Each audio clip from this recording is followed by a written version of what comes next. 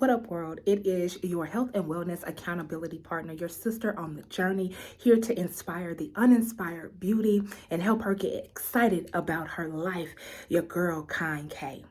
And tonight I am coming to you with a topic that actually took place in our health and wellness community today. We had a young lady that was dealing with a very frustrating situation, and she just said she didn't know how much more she could take. She was extremely frustrated.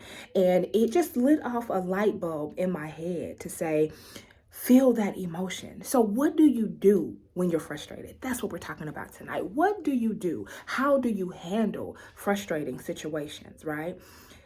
First and foremost, you want to remember that solutions do not come from anger and frustration. When we allow ourselves to be consumed by anger and frustration, or allow another person's actions to control our emotions, it just reminds us of our problems and our weaknesses. So it takes a little practice, but in those moments, you want to be reminded of your power. How do I get reminded of what my power is? First and foremost, you have to slow down. So how do I handle a frustrating situation? Number one, slow down. Don't be so quick to react. Slow down and think about what's taking place. I like to live by the 3 A's. So in my process of slowing down, I want to acknowledge what I'm feeling, right? I want to accept that I'm feeling this way, but then I want to immediately take action on how to change that emotion, because now I want to tap into the emotion that's going to help me feel more powerful. So it's important to ask yourself a few questions, right? Number one, be mindful that situations arrive in our lives to show us and to grow us, to show us something that we're blind to, or to grow us in an area that we're weak in, right? So ask yourself that question. When you slow down, you acknowledge, you accept, and you take action. You ask yourself, what is this situation trying to show me? How is this situation trying to grow me? And then the next question that you want to ask yourself, which is probably the most important of all, is you want to ask yourself, what can I control?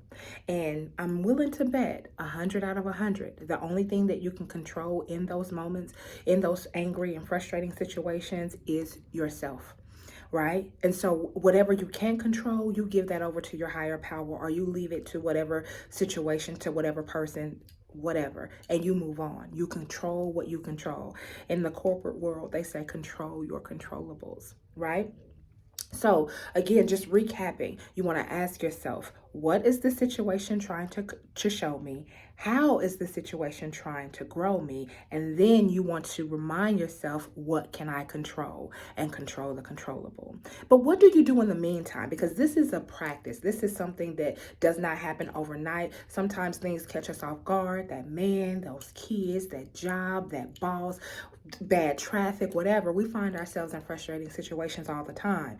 But the thing of it is, we don't want to allow those situations to control us. So being mindful of slowing down. Like, I just had to slow down and think about what I wanted to say.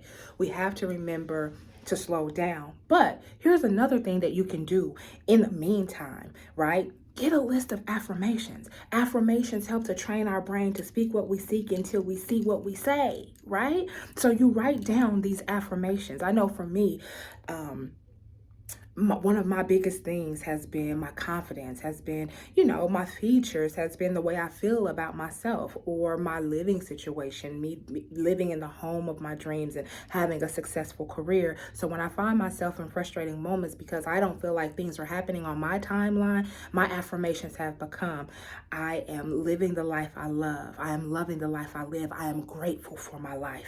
And I'll say that over and over again until I immediately start to feel better. Or I'll say, I am doing what I love. I am loving what I do. I am paid well for it, right? Because that gratitude, those affirmations, they help us to take our mind off of our problem and remind us of our power. So once again, when you find yourself, how to deal with a frustrating situation. When you find yourself in a frustrating situation, number one, slow down.